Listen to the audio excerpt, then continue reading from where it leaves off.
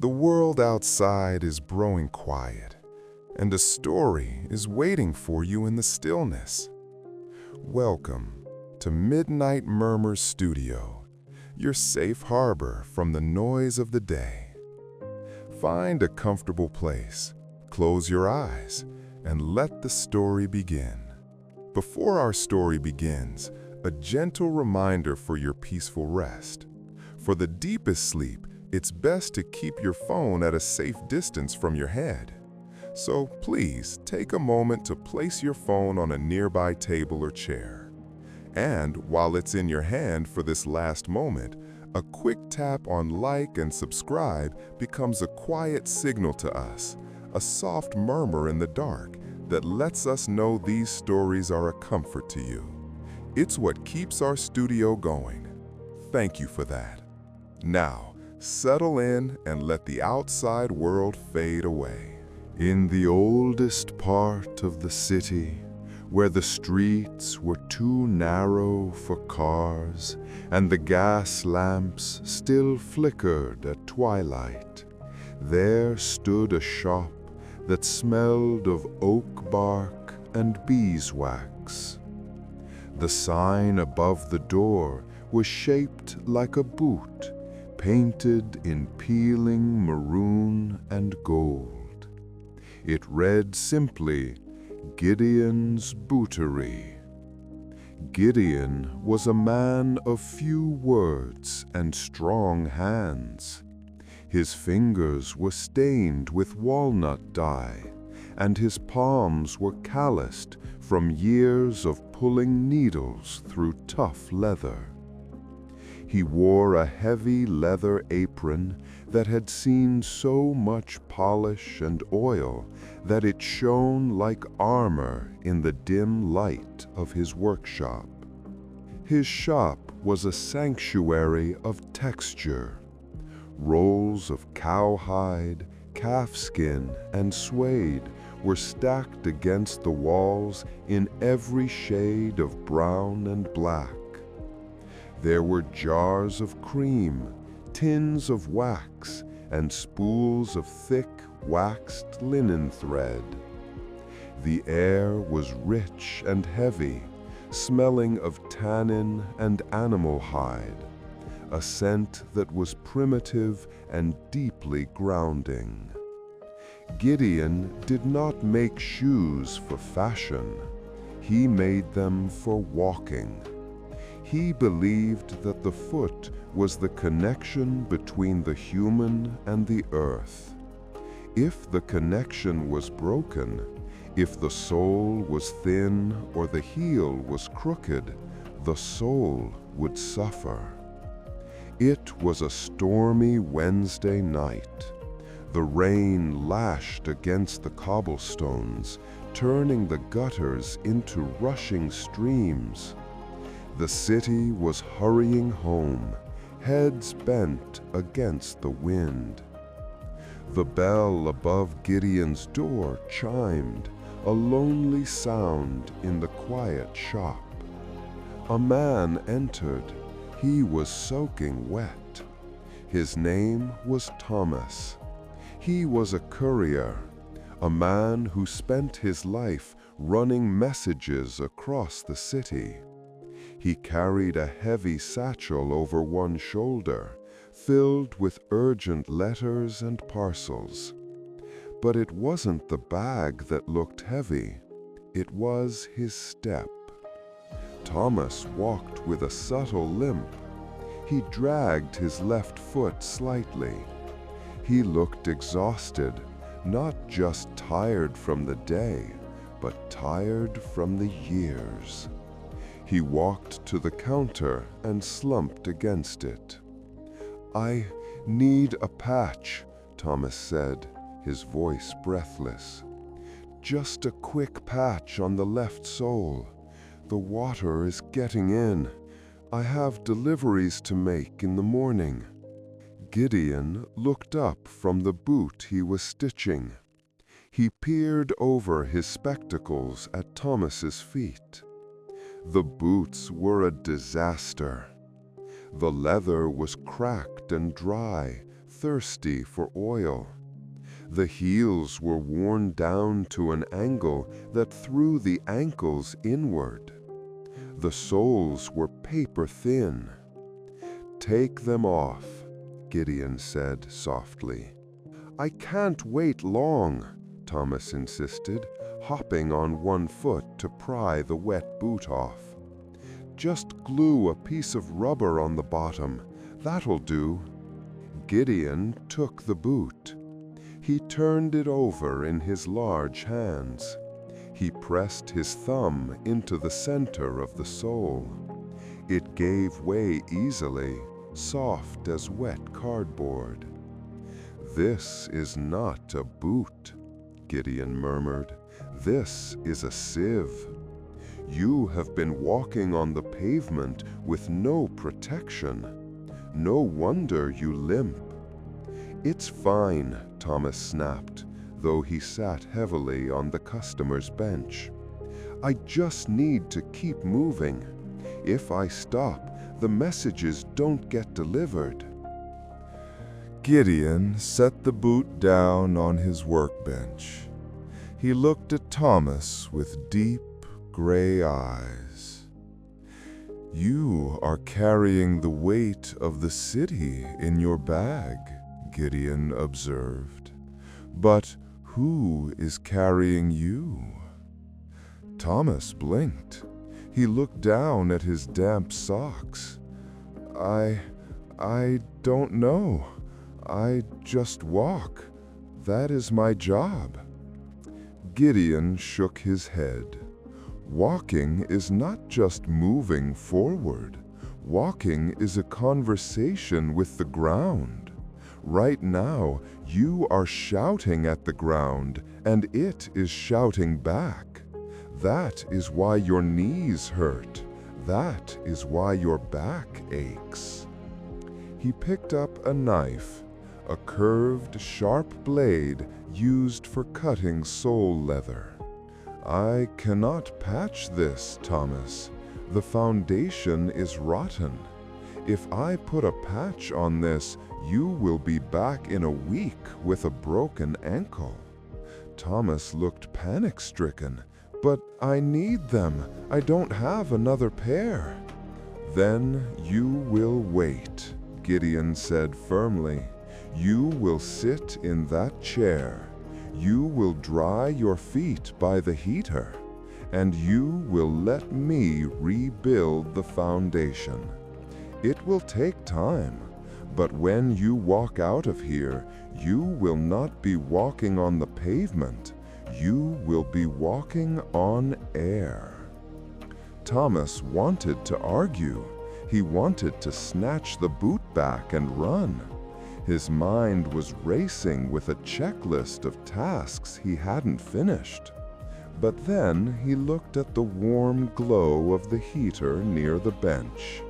He felt the cold dampness of his socks.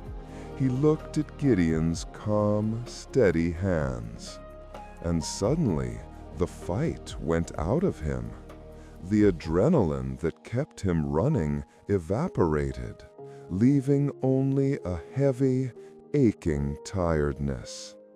"Fine," Thomas whispered, sinking back into the wooden bench. "Do what you have to do." Gideon nodded. He took a thick towel from a shelf and handed it to Thomas. "Dry your feet. A house cannot stand on wet ground." As Thomas dried his feet, Gideon turned his attention to the boots. He placed them on a metal stand, a last, that mimicked the shape of a foot. He picked up a pair of pliers. He began to pull. He wasn't just fixing a shoe. He was dismantling the damage of 1,000 miles. He pulled the old, rotten sole away from the upper leather. The sound of the separation was dull and heavy. He pulled out the rusted nails that had been digging into the heel. Thomas watched, mesmerized. With every piece of old leather that Gideon removed, Thomas felt a strange sense of relief, as if a layer of callus was being peeled away from his own spirit. He closed his eyes and listened to the rain outside, glad that for the first time in years he wasn't out in it. Gideon moved to the back wall of the shop where the hides were stored. He ran his hand over a roll of thick, vegetable-tanned leather. It was stiff, smelling deeply of oak bark and earth. This was the foundation. It was nothing like the spongy, cheap rubber he had peeled off Thomas's boots. This was material that had life in it. He unrolled the hide on his cutting mat. He took the metal last, the form of the boot, and traced the outline onto the leather with a silver marking pen. Then he picked up his knife. It was a short, curved blade with a handle made of polished bone. He began to cut. The knife sliced through the thick hide with a deliberate, heavy resistance. It was a satisfying sensation, the steel parting the fibers of the leather. Gideon moved the blade slowly around the curve of the toe, then down the arch. He didn't rush. He respected the density of the material. Thomas, watching from the bench, felt his eyelids grow heavy. The sound of the knife slicing through the leather was a low, friction-filled whisper. It sounded like a heavy book being slid across a wooden table. Gideon cut 2 perfect soles. He held them up. They were solid. They were substantial. "This is oak-tanned leather," Gideon explained quietly, his voice blending with the rain outside. "It breathes, it bends, but it does not break. It will learn the shape of your foot, Thomas.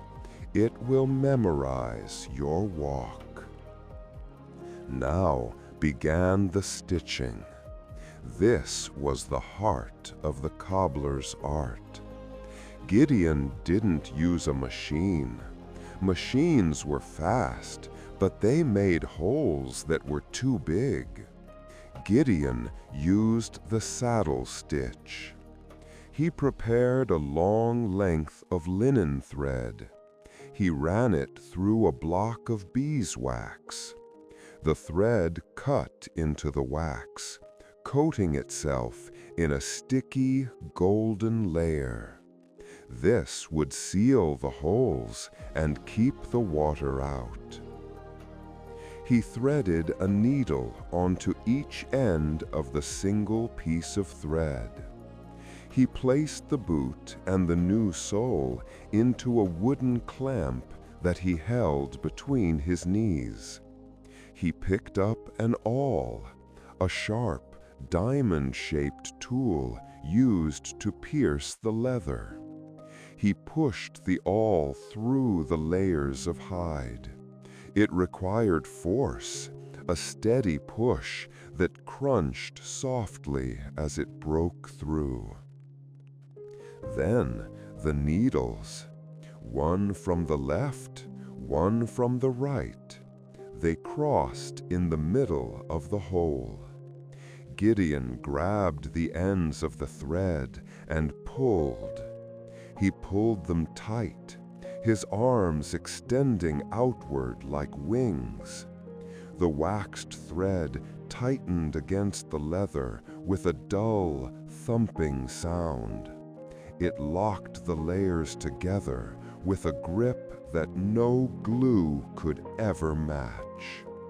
Pierce, thread, pull. Pierce, thread, pull. The rhythm was hypnotic. Thomas watched the repetitive motion of Gideon's arms, out and in, tension and release. It was a visual mantra. The courier felt his own body relaxing into the bench, his breathing sinking with the slow, steady pull of the stitches. It felt as though Gideon wasn't just stitching a boot. He was stitching Thomas's fragmented day back into a whole.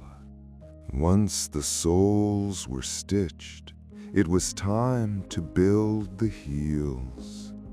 Gideon didn't use a solid block of wood. He built stacked leather heels, layer upon layer of hide, glued and nailed together to form a shock absorber for the spine. He applied the glue, smelling of pine resin. He placed the first lift of leather. Then he picked up his hammer. It wasn't a carpenter's hammer. It had a wide, smooth face. He began to strike the leather. The sound was not a sharp bang. It was a dull, muted thud. It was a grounding sound, like a heartbeat. He hammered the layers together, compressing the leather fibers until they became as hard as wood. He drove brass nails into the center for stability. The rhythm of the hammer was slow and deliberate. Thud, thud, thud. The vibration seemed to travel through the wooden floorboards and into Thomas's feet. It felt reassuring. It was the sound of something being built to last. Thomas thought about his job, rushing from place to place, never staying still long enough to build anything. Watching the heel rise layer by layer gave him a strange sense of satisfaction. It was permanent. It was solid. Gideon sanded the edges of the heel until the layers blended into one smooth, dark curve. He ran his thumb over the edge. It was perfect. The structural work was done. The boots were strong again. But the upper leather, the part that wrapped around the foot, was still dry, cracked, and gray from exposure to the city rain. "Now," Gideon whispered, "we feed the skin." He opened a tin of mink oil. It was a thick, creamy paste that smelled of musk and fat. He didn't use a cloth. He dipped his fingers directly into the tin. He rubbed the oil into the dry leather of the boot. The leather drank it in greedily. Thomas watched as the color transformed. The pale, scuffed gray turned into a rich, deep mahogany. The cracks seemed to heal as the oil penetrated the pores. Gideon massaged the boots. He worked the oil into the creases of the ankle, into the tongue, into the toe box. His hands moved in slow, circular motions. It was an act of care. He was restoring the flexibility to the material. "Leather is like skin," Gideon murmured, rubbing warmth into the boot. "If you do not nourish it, it becomes brittle. It forgets how to bend. You must be kind to it, Thomas. You must give it what it needs to survive the storm." The boots sat on the workbench, transformed. They were no longer the sad, collapsing things Thomas had walked in with. They were dark, sturdy, and gleaming with health. They looked heavy, but in a good way, heavy with protection. Thomas leaned his head back against the wall. The smell of the oil, the rhythm of the stitching, and the warmth of the shop had done their work. He felt a deep, heavy drowsiness settling over him. He realized he didn't want to leave. He wanted to stay in this sanctuary of leather and silence forever. The oil had soaked deep into the leather, turning the boots a rich, dark chocolate color. But Gideon was not finished yet. A boot must not only be strong, it must shine. A shine is the armor against the rain. He opened a tin of hard carnauba wax polish. It smelled sharp and clean, like pine forests and turpentine. He wrapped a soft cotton cloth around his index and middle fingers, pulling it tight until it was smooth. He dipped his fingers into the wax and began to apply it to the toe of the boot. He moved his hand in tiny, rapid circles. The motion generated a gentle heat, melting the wax into the pores of the leather. Then he added a single droplet of water. This was the secret of the spit shine. The water hardened the wax, creating a microscopic layer of glass over the leather. Gideon rubbed and rubbed. The dull, matte surface began to change. A reflection appeared. First, it was a blurry shape, but as Gideon continued his rhythmic circular polishing, the reflection sharpened. The toe of the boot became a black mirror, reflecting the warm glow of the oil lamp and Gideon's own focused face. He picked up a large brush made of horsehair. He swept it vigorously across the boots. The friction created a static charge that pulled the shine out even further. The sound of the bristles against the leather was a rhythmic, rushing noise, like wind blowing through dry grass. "It is done," Gideon said quietly. He placed the boots on the floor in front of Thomas. They looked nothing like the sad, collapsed things that had entered the shop hours ago. They stood tall, sturdy, and gleaming, radiating a sense of immense capability. "Try them," Gideon invited. Thomas leaned forward. His feet were warm and dry now. He picked up the left boot. It felt heavier than before, but it was a balanced weight. He slid his foot inside. The sensation was immediate. Before, his foot had slid around in a loose, unstructured bag.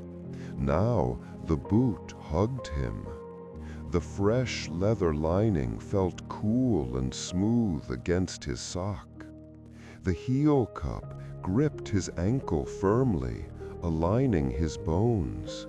He laced them up. He pulled the laces tight, feeling the sturdy leather upper wrap around his arch, providing a support he hadn't realized he was missing. He stood up. He expected the familiar ache in his knees. He expected the sharp pressure on his heel. But there was nothing. The stacked leather heel absorbed his weight perfectly.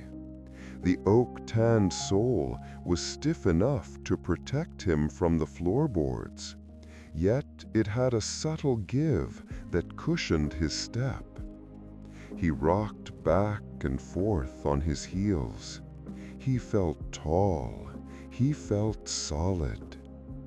"It feels," Thomas stammered, looking down at his feet in wonder. "It feels like I'm standing on solid ground for the first time in years." "You are," Gideon nodded, wiping his hands on his apron. "The city hasn't changed, Thomas. The pavement is still hard. The miles are still long. But you have changed. You have a foundation now." Thomas reached for his wallet, his gratitude overflowing.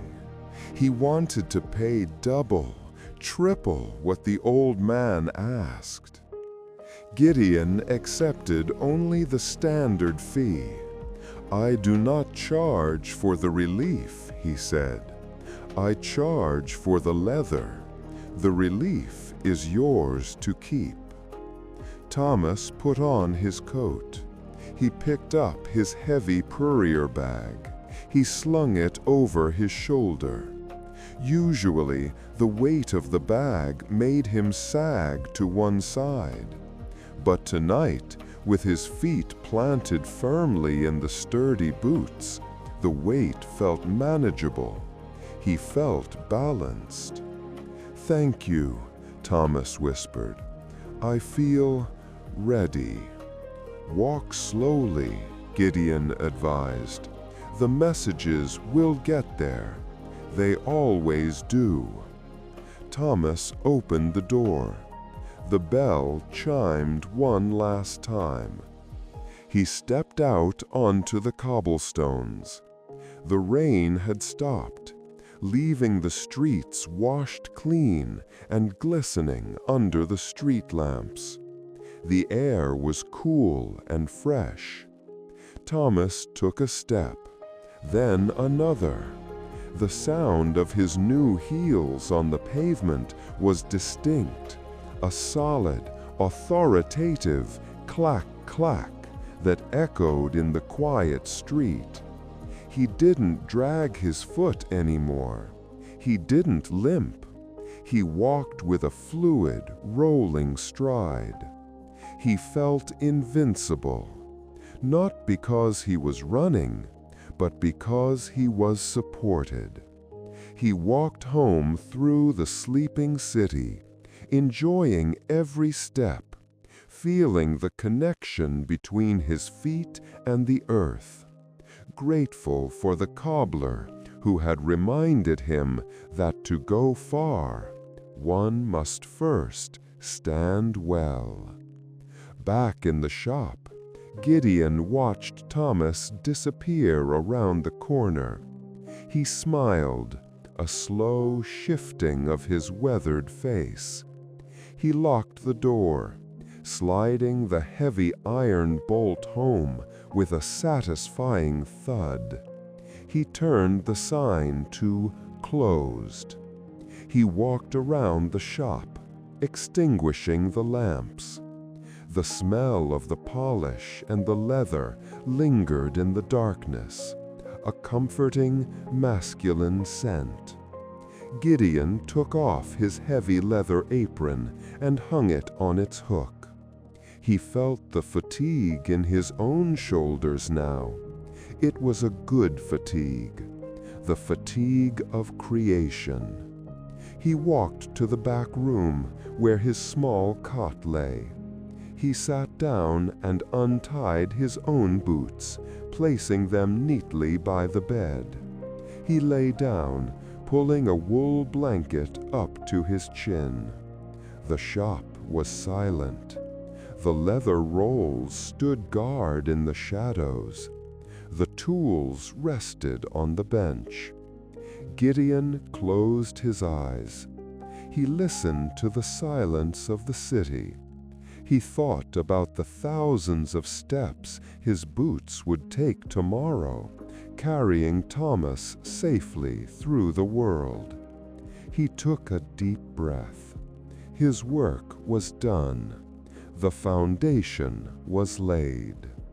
And in the heart of the old city, amidst the scent of oak and wax, the cobbler of the weary path drifted into a deep, dreamless sleep, knowing that the path ahead was smooth and the journey was safe. And so, our story comes to a gentle close. May your mind be calm and your dreams be kind. If you're still listening, we'll be waiting for you here again with another story from Midnight Murmurs Studio. Until then, sleep well.